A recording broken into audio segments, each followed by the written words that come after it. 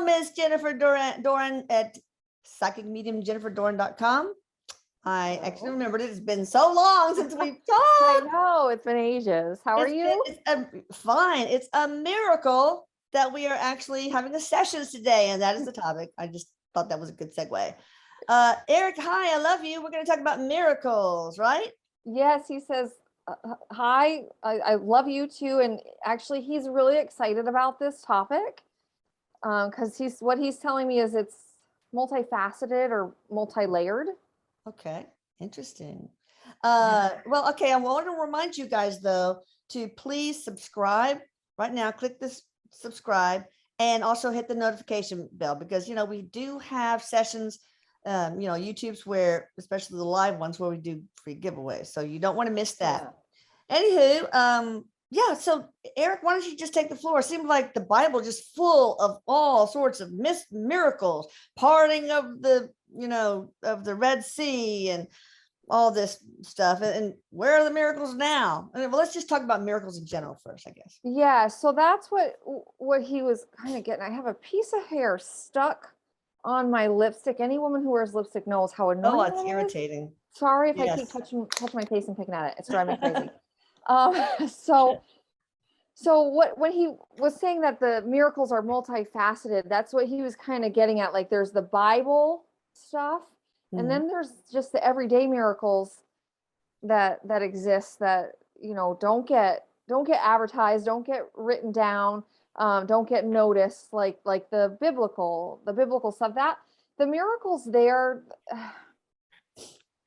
he says, there had to be big stuff that happened to make us believe here that there is something more. There is a God. It's very dense to come to earth, so there had to be this big stuff.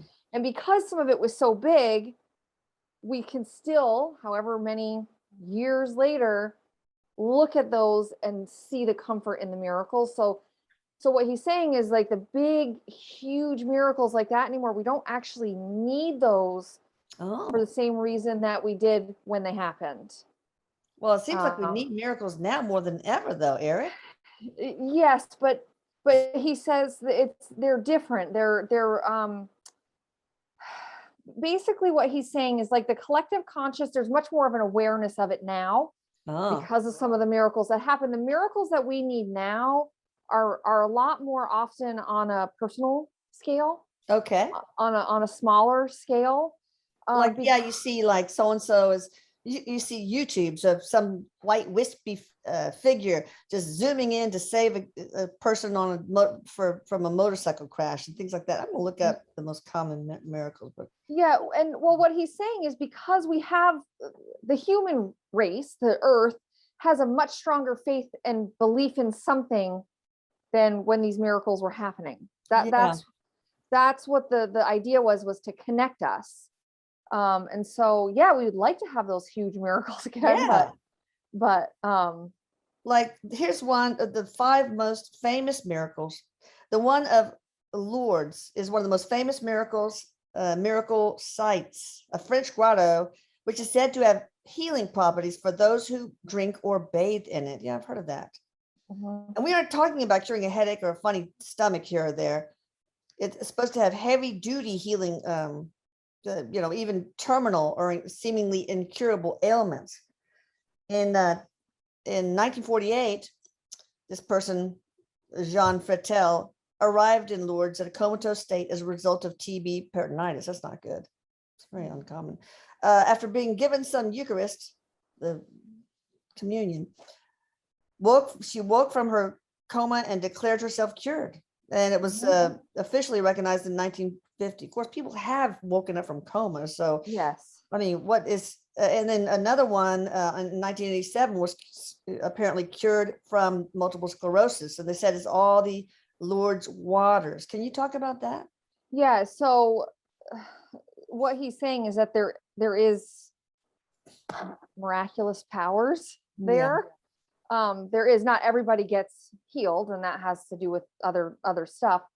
But that particular site has amplified healing energy. There's, how there's certain parts of the planet that have Yeah. higher energetic. So this is one of them, and it specifically is designed for physical healing. Does it have anything to do with the vortexes that are around the globe, that and ley lines, etc.? Yes, it does.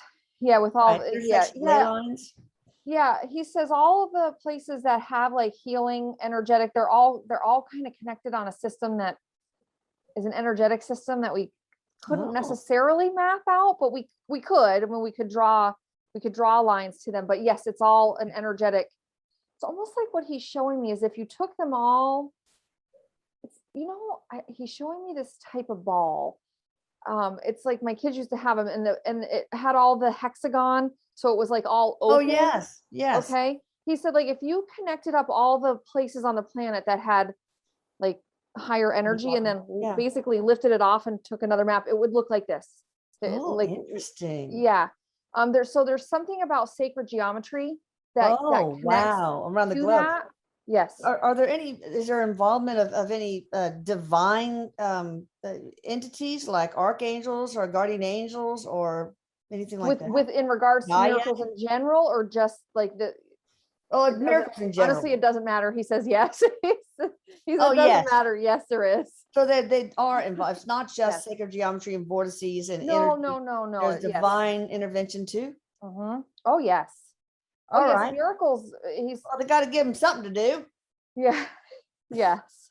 All right. This is number 2. This is one of, if not the miracle with the highest number of witnesses. Between 50,000 and 100,000 people claim to have seen. I never heard of this one. The miracle of the sun on October 13th, 1917, while standing in the Cova de Iria fields near Fatima, Portugal. Reportedly, after a downfall of rain and dark clouds, the sky became clear and the sun appeared as a spinning disc. After emitting multicolored lights, it appeared to zigzag quickly toward Earth. It's probably a UFO. Some witnesses said their clothes, previously wet, dried instantly. Some people attributed the phenomena to Our Lady of Fatima, an apparition of the Virgin Mary, which had appeared to 3 young shepherd children on 3 different occasions, supposedly telling them to watch out for a miracle on that specific day in October. It was officially accepted as a miracle in 1930. Yeah, so there is definitely extraterrestrial activity happening here. Yeah. But see, that's where what Erik is saying. It's like it's a miracle that people and beings can travel from other planets here. Like that is miraculous. That is. So yes, this is a miracle, and it needed to be seen on this kind of scale. Even though it wasn't like the biblical parting of the seas and this, it needed to be seen on a huge scale, so that again, as humans, we need stuff that we can't explain, stuff that we just have to accept on faith. And this is because that way we can one learn to operate on that we can trust our faith, and that we can have hope that maybe another miracle's around the corner, that sort of thing. Yes. So one miracle can occur, then others can occur too, that sort of thing. Absolutely. Okay. Yes. All right. Padre Pio, originally named Francesco Forgione. Padre Pio was a Roman Catholic Capuchin. I thought they were only monkeys. Anyway, sorry. Priest who had perhaps the world's most famous case of stigmata. Despite his efforts to the contrary, news of his mysterious wounds on the palms of his hands and feet went global in the early 20s. In addition to bearing the marks of Christ's crucifixion, some people also attested to Padre Pio as having powers such as healing, prophecy, and even levitation. One of the most tangible and undeniably mysterious things about him is the fact that when his corpse was exhumed in 2008, he looked almost exactly the same as the day he died 40 years earlier in 68. Yep. Wow. Yes. Is he the incarnation of Jesus or something? Yeah. So not exactly a reincarnation of Jesus, but basically very Jesus-like, very, very, very Jesus-like. There's souls that are very similar. Yeah. And so a strong connection. It's almost as if basically Jesus was the spirit guide, Jesus was very strongly involved in that particular life. Stigmata is not always legitimate. In this case, it actually was. Some people have faked it. Oh But yeah, right. this absolutely was. Well, what was the purpose of this miracle of Jesus as a guide or whatever, creating and I guess facilitating the appearance of So stigmata on this person's palms and wherever. what Erik is actually saying, and I don't know my history well enough to know, but there needed to be at this time something else very Jesus-like, very unexplainable happening, in particular in this area to shift. Okay. So it's like a refresher, like a reminder, like oh, like zapping the pram on your Mac computer. yes, yes, Reboot. yes, but in particular connected to Jesus. Okay. All right. Just And there was needed something, for the knowledge of miracles. yeah, but Erik is saying that this particular person's DNA was different. Oh. That's why he looked, 40 years later after being exhumed. Was any extraterrestrial DNA? A human hybrid or something? Alien hybrid? It feels like what Erik is saying. It's more like he had like more spirit DNA, like not necessarily extraterrestrial, but like more of like how we are on the other side was here with him in the physical world. It's not something I've heard before. Was Jesus like that also? He was. Yes. Interesting. All right. Vesna Vulovic, Serbian former flight attendant Vesna Vulovic holds a miraculous world record, the longest fall without a parachute. Jesus.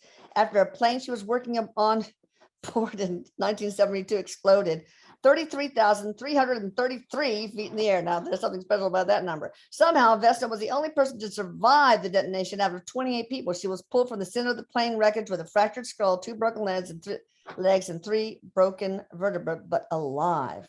Yes. Is that just dumb luck or what? No, this is, again, regardless, Erik says, kind of regardless of what actually happened to save her, you could look at it as a miracle. But yeah, what he showed me is she was literally wrapped by an angel. Oh, yes. That her guardian angel?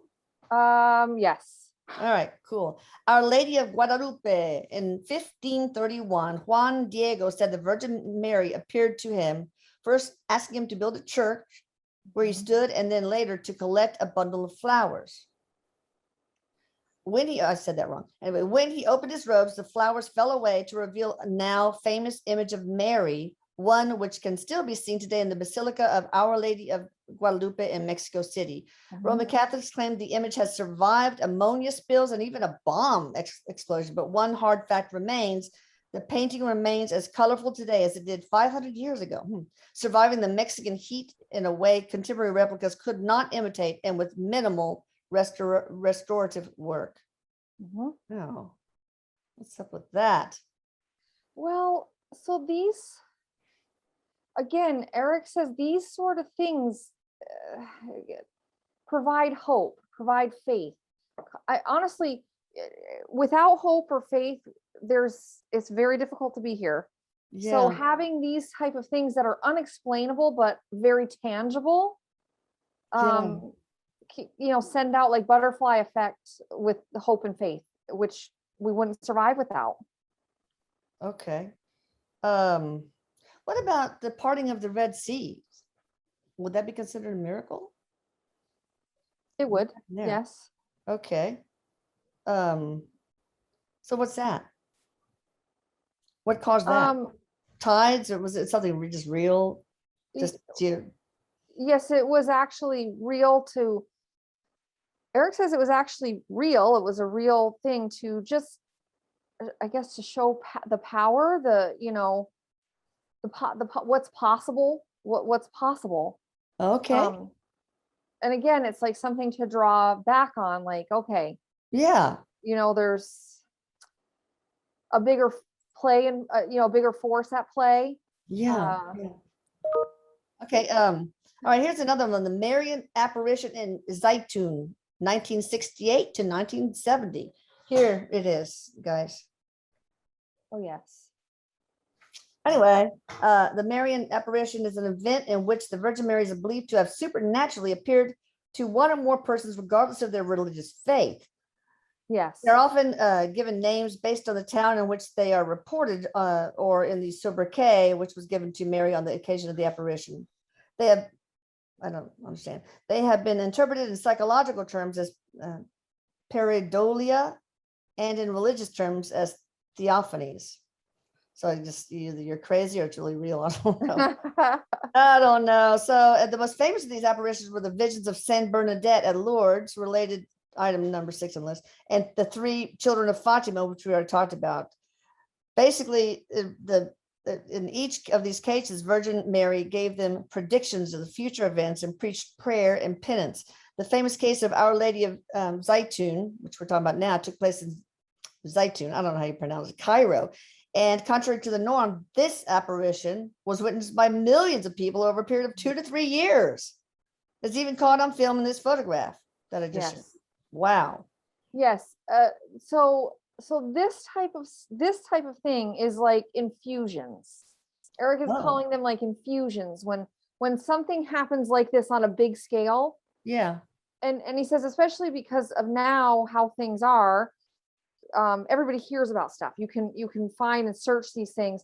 So again, stuff doesn't need to be done on a huge scale, because somebody who lives 2,000 miles away from where this particular miracle happened can still learn about it, read about it, and see it. So it's like these infusions of, hey, like, you're not alone. Like, there's something bigger. There's, there's give enough time for people to get there. Yeah. Yes. People don't have vacation days on the same time, they need a little, time.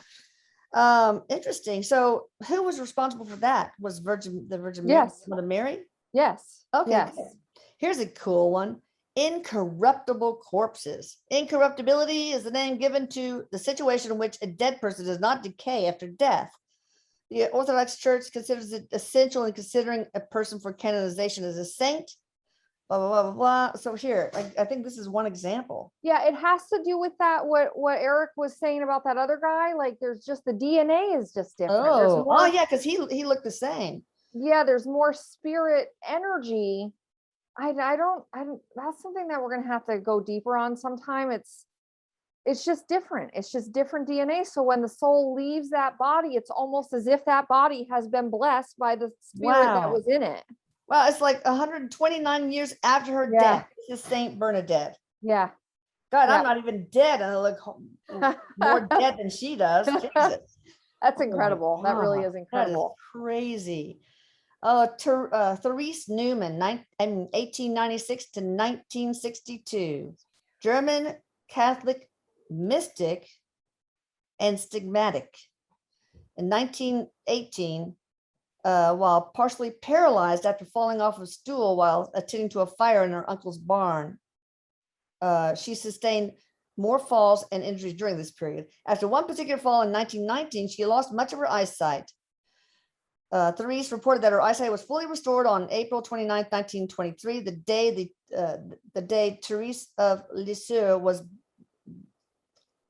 beatified. I don't know how to say it. First step in sainthood, okay? She said that on March 5th, and this is different than her, she's Therese Newman. Anyway, she said that on March 5th, 1926, the first day of Lent, a wound had appeared slightly above her heart, but that she had kept this secret. However, she did report the vision of Jesus at Mount Olivet with 3.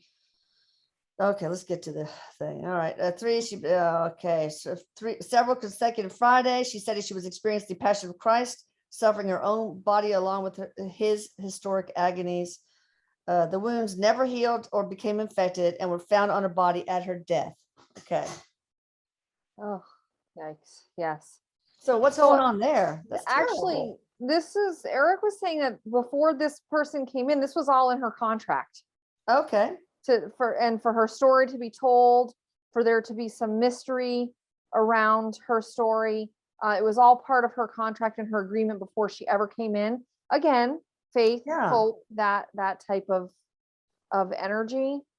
That's weird. Okay, but those wounds never healed and never became infected and were actually found on her body at death. But here's this: from the years 1922 until her death in 1962, okay, 40 years, Therese Newman said she had consumed no food other than the Holy Eucharist and to have drunk no water from 1926 until her death in July 1927.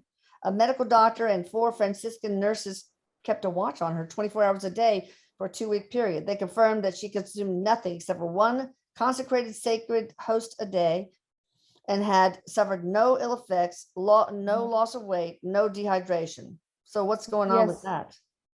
So Erik says, yes, this did happen. Most people would die if they did this.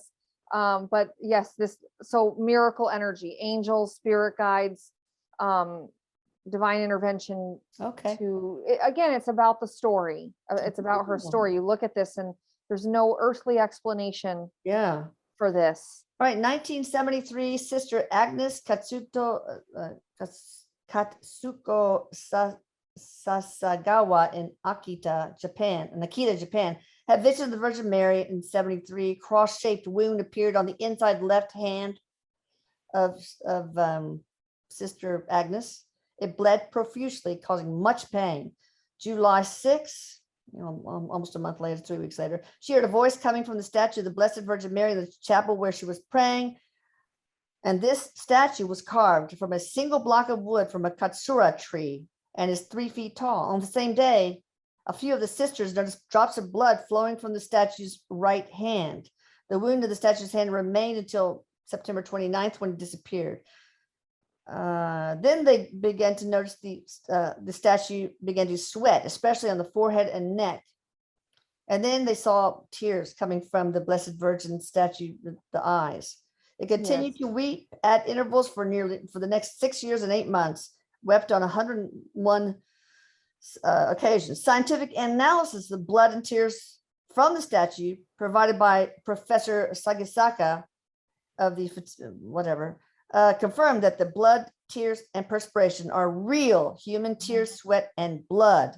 They come from 3 blood groups, O, B, and AB. Agnes was also completely cured of total deafness. So, yes. So what Erik is saying is actually Mary. This particular soul had a big thing in her contract. It's why so much stuff happens with Mary still. Yeah. So it's in the contract, and it's why this kind of stuff happens. Why people make a piece of toast and the burn mark in it looks like the Virgin Mary. It's like there's all piece of cheese looks like Elvis. I've seen that sometimes. Yes, Elvis cheese.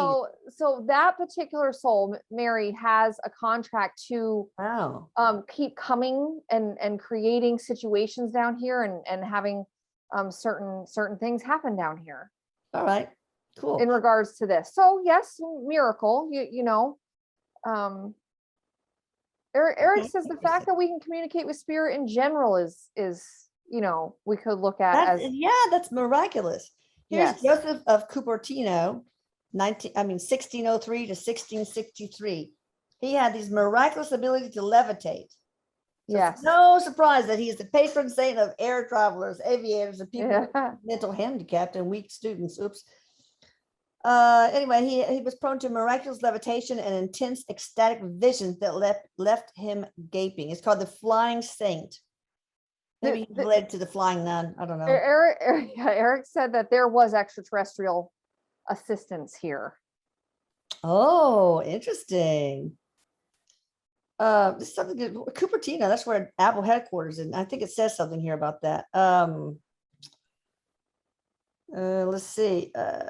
Where does this sentence begin? Headquarters are at the town of Cupertino, which was named after the sun. Okay, well, nothing. It just happens to be there. All right. Tilma of Juan Diego. Saint Juan Diego. I'm not even trying to pronounce this name, okay? It is like 1 million letters long, most of them consonants. Was an indigenous Mexican, reported an apparition of the Virgin Mary of Our Lady of Guadalupe in 1531. He had significant impact on the spread of the Catholic faith within Mexico. He returned home, apparently, that night, after he saw the apparition, to his uncle's home, and he discovered the uncle was seriously ill. The next morning, Juan Diego decided not to meet with the lady, but to find a priest who could administer the last rites to his dying uncle. When he tried to skirt around Tepeyac Hill, the lady intercepted him, assured him that his uncle would not die, and asked him to climb the hill and gather the flowers. Oh, that's the flower thing. Yeah. Oh, yes, yes. Okay, we already did that. Clutch. Oh yeah, does it show anything? Oh, that's the painting. So that's Oh, good. Now, yes. now we know that. Yep. And this is drop the flowers and it looks like this. Oh my God. Okay. Okay, we knew that one. Did that one already. The miracle of Lanciano. Let's do a couple more. In this city, Lanciano, Italy, in AD 700, a basilic monk and priest was assigned to celebrate the Eucharistic sacrifice in the Latin rite in the small church of blah, blah, blah. Usually celebrating in the Greek rite and usually celebrating in the Greek rite and using leavened bread, and having been taught that unleavened bread was invalid matter. Oh God, it's so hard to read this. He was disturbed to be constrained to use unleavened bread and had trouble believing the miracle transubstantiation would take place without unleavened bread. I mean, come on, really. During the Mass, when he said the words of consecration, he saw the bread change into live flesh and the wine change into live blood, which coagulated into 5 globules. That's gross. I just lost my appetite. Irregular and differing in size and shapes. Various ecclesiastical investigations were conducted upon the miracle, and the evidence of the miracle remains in Lanciano to this day. In 1970 to 71, professors from the University of Siena conducted a scientific investigation into the miracle and concluded that the flesh and blood are human flesh and blood. The flesh is a heart complete in its essential structure. Wow. The flesh and blood all are type AB, host flesh. Oh, that's interesting. Which is also the same blood type found on the Shroud of Turin and all other Eucharistic miracles. The host flesh, which is the same size as the large host used today in the Latin Church, is fibrous and light color and light brown in color, and became rose colored when lighted from the back. The blood consists of 5 coagulated globules and has an earthy color. Ew, that's gross. Yes, it is. That's nasty. Anyway, I don't know. You can't. Yes, it is. This is a miracle. It is. It's a gross one, but It is. it yes. But yeah, not meant to happen all the time. Obviously, and horrifying. So what Erik is saying What was is like the message there? just basically what Erik was saying is that I'm still here. Oh, yes. Jesus' message that I'm still here. Yes. In flesh and blood. Yes. Wow. Yep. Okay, yes. So I think we need more miracles. Is there any plan, Erik, on the other side to give us a few more miracles here? So again, what he's saying is that the miracles that happen now, and the whole reason that some of these bigger things have happened, is to string the faith and hope throughout. Okay. So what he says, what we're supposed to kind of be doing now is seeing the everyday miracles, seeing, people recover from illnesses that they shouldn't recover from all the time. People survive car accidents that they never should be surviving.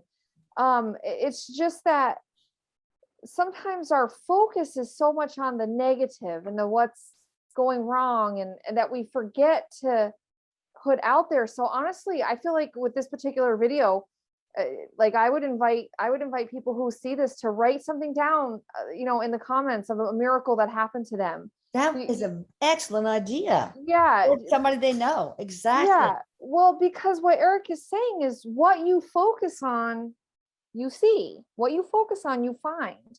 Yeah. And we don't always focus on the miracles of life. And there used to be, well, it still exists, but a book series called Small Miracles. Are you familiar with that? Oh, yeah, it sounds familiar. Yeah. I might even know.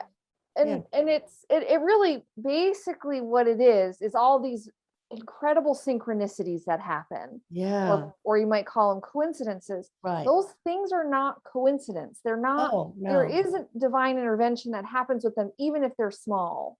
Yeah. And so that, he says, the miracles are happening, like for people who've lost a loved one, and you go on a walk and you find a heart-shaped rock, and then, you find a leaf that's heart-shaped. That those things are meant to shine light on on miracles. He says we call them synchronicities now, more like those smaller things, but he says they're still miracles. Yeah, exactly. Wow, that's pretty cool. Anything else you want to share about miracles before we close? So he says, as far as like miracles on a grand scale, Yeah. he says we will see large scale miracles again. Really? Are they Um, ET related, or are you talking about they- non-ET related? So he says there's going to be at least one extraterrestrial related Oh, stuff, but this, I mean, we may be talking decades. Okay. okay. So But that's a blink some of of an this eye other to you, Eric. stuff, and he says, remember, there's so many people now. So the Mary, stuff is still happening around the Yeah. world Yeah. in regards to Mary. Some of these sightings and the statues Amazing. and stuff, it's still happening. Yeah. It's just, again, where your focus is. We don't always focus on the positive and the loving and the light while we're here. True. And I want to thank you, Mother Mary, for being part of the divine team that works with me in Atlantic Scalar and our scalar work very much. Yes. I ask her questions all the time. She's lovely. And Very powerful energy. oh, wow. Very powerful. You guys check out Jennifer at psychic medium jenniferdoran.com, which of course will be in the description box. Don't forget to check out Channeling Erik and watch some more of the YouTubes, and also visit the blog, channelingerik.com and atlantiscalar.com if you need miraculous healing yourself. All right. Don't forget to hit like if you liked it. Thank you. Don't do it if you didn't. I'm kidding. All right. Love you. Love you, Erik. Love you. Love you. Bye. Bye.